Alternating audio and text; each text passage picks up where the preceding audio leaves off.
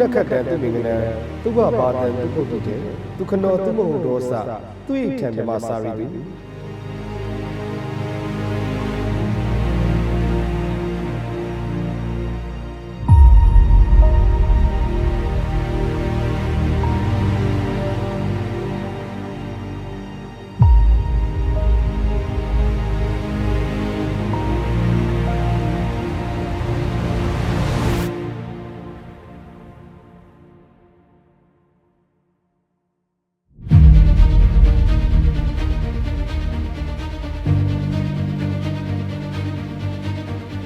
မင်္ဂလာသူသားဒေါက်တာရဲမင်းစိုး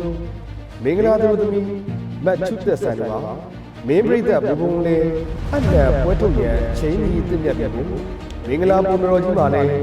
မင်္ဂလာဝီကြီးဖြင့်ထုတိထောပနာပြုကြိုလစ်ပါရောဗျာ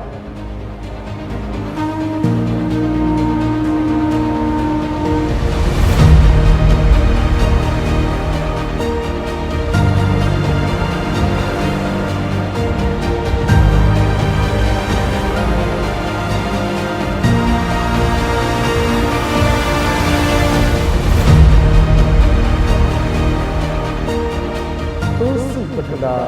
တိတ်နေကောင်းဘိတ်တိတ်တော်လောင်းပါတော့ဗျာဘိတ်တိတ်တော်ရေးစဉ်သုံးလောင်းခြင်းမင်္ဂလာအောင်မြင်ပါ